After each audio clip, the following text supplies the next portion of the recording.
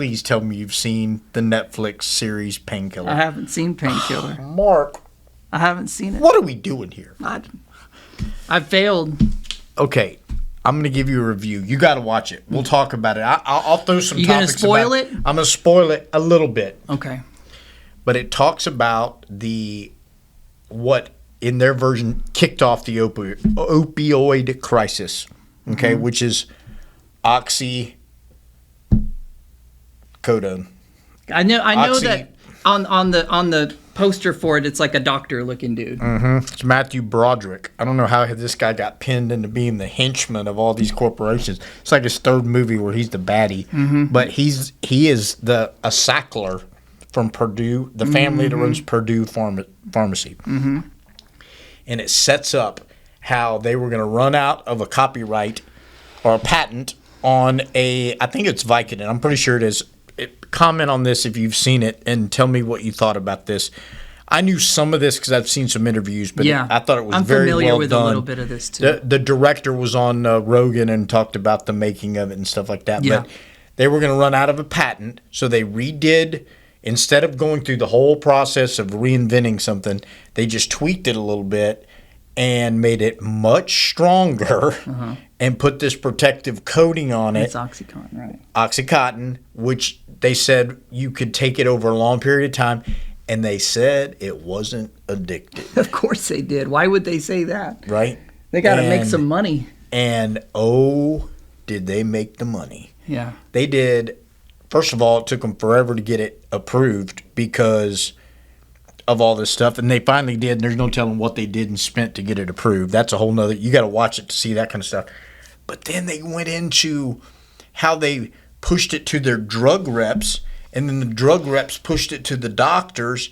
And they even explained it cost such a small amount of money to make one of these pills. But because it was a different strength, they were able to charge exponentially more money, so there was so much cash. And it didn't cost them anything. It didn't cost them anything. It didn't cost them as much. Once they got over the approval, the FDA stuff, I bet they could produce these things for pennies. A cent maybe or whatever. It didn't cost anything. And then they had so much money then to basically bribe doctors, and the drug reps, shocker, in the late 90s and 200s.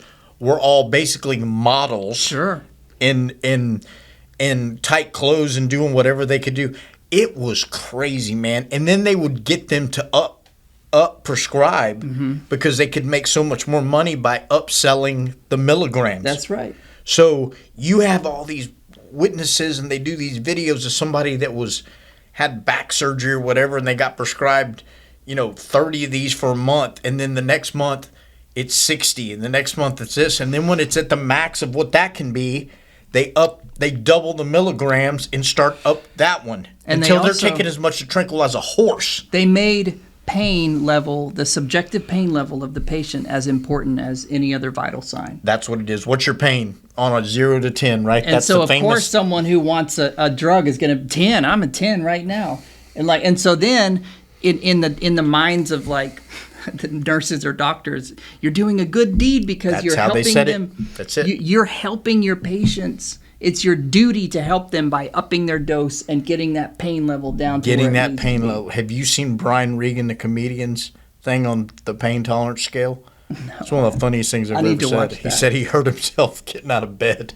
He's getting older, and he said he tweaked his knee and goes, well, I guess I'll live with this for the rest of my life.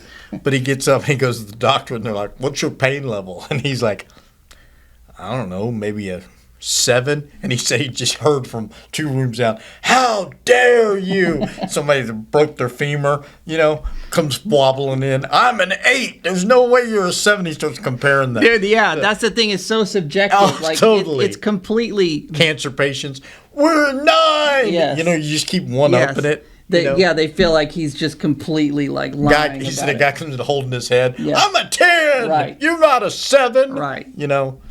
Yeah, it's crazy, dude. And unbelievable, man. These are cartels. They're straight up cartels. Worse. And they're just using different avenues to try but they're drug dealers. Straight up drug dealers of the of the most official kind. Yeah. And they got taken down with this, and that's even made it worse. I know. Because they got all these millions of people hooked on this stuff, and then one day they go, the rug. We're not doing this anymore. And they're like, I know. What? You know? I know. And anytime you have a vacuum like that, someone else is going to step in and sell the goods.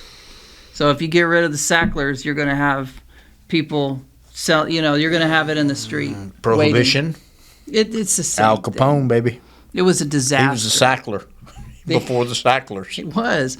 The response of the regulatory of the government was almost as bad as it's just a tragedy all the way around. It always is, because by the time you get it to where the government has to come fix something, it's always too late, not enough of a response, and it always ends up making stuff worse. That's Sorry, right. but it does.